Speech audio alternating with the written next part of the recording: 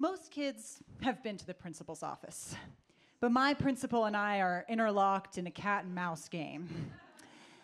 Dr. C, yeah, a woman who insists children refer to her as doctor because of a PhD. I've been in her sternly brown-beige office 8 times. I'm pretty bad. But I want to change my ways.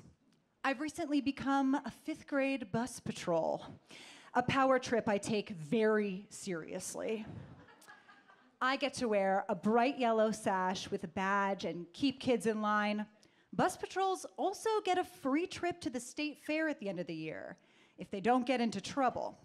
And my Italian immigrant parents were never going to take me to such a staple of Mickey Mouse American culture, so this is my shot. There was just one problem. I ride the bus with the love of my life, M.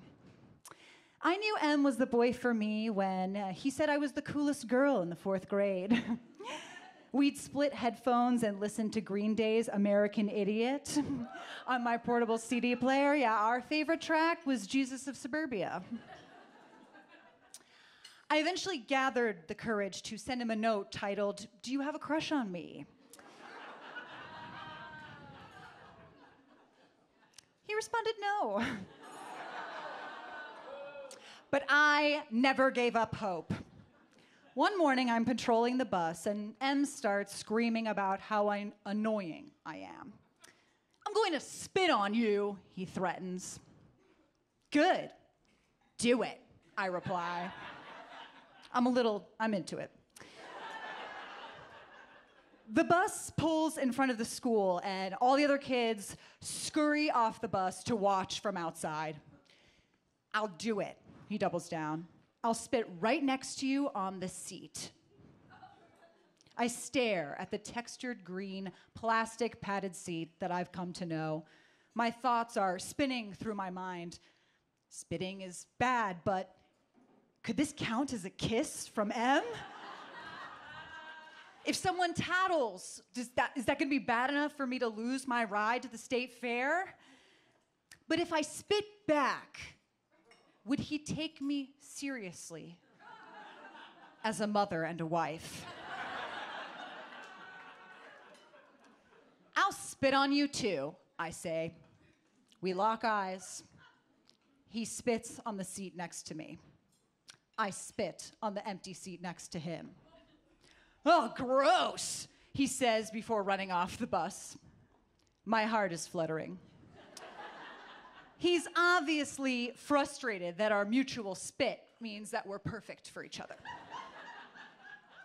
I hop off the bus, and everyone is staring at me in horror.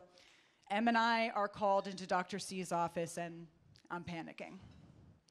I mean, how am I going to explain all these complex emotions to her, okay? She doesn't know what love is. Dr. C peers at us over her thin frames. Her salt and pepper hair is freshly coiffed. She often matched her skirt suits to the dark brown color of her large wooden desk. She points to a small brown table stacked high with anatomy books. "Now," she says, huffing with pride, "you're going to look through these books until you find something about saliva."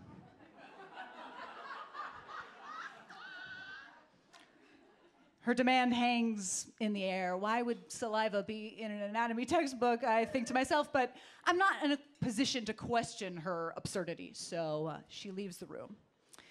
Em and I silently go through each book. I keep waiting for him to say something, to finally profess his love, but it's just stone cold silence. We make eye contact, and he looks away. I hold back tears. The spit didn't make him love me. I finally realize it's over, and I'm going to lose the state fair because of a false hope. There is also nothing about saliva in these books.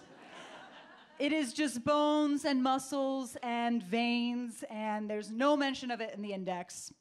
But after 10 minutes, Dr. C bursts back in. "What's taking so long?" she demands. We can't find anything about saliva in here, I offer. She's visibly irritated at her own oversight. Well, saliva is dangerous. It carries diseases. Diseases kill people. Do you understand? We both shake our heads, yes. I'm gonna let both of you off with a warning, but Marina, as a bus patrol, you should know better. One more mistake and it's no more state fair. I bow my head in shame and we're dismissed. I promise myself I'm not jeopardizing the state fair again. I'm done playing with Dr. C. I'm going to be good. Meanwhile, in the 5th grade girls' bathroom, a safe haven of sorts, thick layers of graphite graffiti were slowly covering the doors of the 3 stalls, both inside and out. Polls were conducted on accessories. Someone would start a portrait and then over multiple days return to it to make improvements. It was a marvel. I never really added to it. It wasn't my thing, especially after Dr. C publicly condemned it. Then out of the blue, I'm called to her office. I think to myself, I've been good. As I open her door, why am I here? She's already turning purple. I squish my butt around in the leather chair facing her enormous brown desk. She's matching the furniture again. I know you're the one behind the graffiti in the bathroom, she says. That wasn't me, I say. It's always you, she says, while she's pointing. How do you know it's me? I whip back. A smile creeps over her face. Well, some girls in your class said one of the graffiti marks on the wall is I heart M. And they told me, everyone knows you're the only one who hearts M. You're going to be punished big time, starting with the state fair. I'm sweating so hard, I slide slightly in the leather chair. A terrifying thought washes over me. I'm going to lose the state fair over something I didn't do because of a crush I don't even have anymore. But then it hits me. Dr. C, a full-grown adult, is using my alleged crush as hard evidence of a crime? I think back to the last time I was in there fruitlessly looking for saliva in anatomy textbooks. This woman has nothing. This woman has never had anything. In all these years of being bad, she's called my parents what? Once? Here I thought we were playing cat and mouse, but really she's just a bigger mouse in a poop-colored wardrobe. I see her hovering over me, looking like a big turd with a Barney-level purple face. I laugh. You're going to blame a whole bathroom of graffiti on me because of a crush children told you about, I say. How can you even prove that? A couple weeks ago I was here because we spit on each other. I feel like that says we don't really get along. Dr. C sputters at me, but I continue. And so you're just gonna pin the blame on me because of my past? That doesn't make any sense. Get out, she yells. I'm going to call your parents. We both know she won't. I close the door to her office and let out a sigh of relief. I've won once and for all. Nothing was going to come between me and the state fair. Thank you.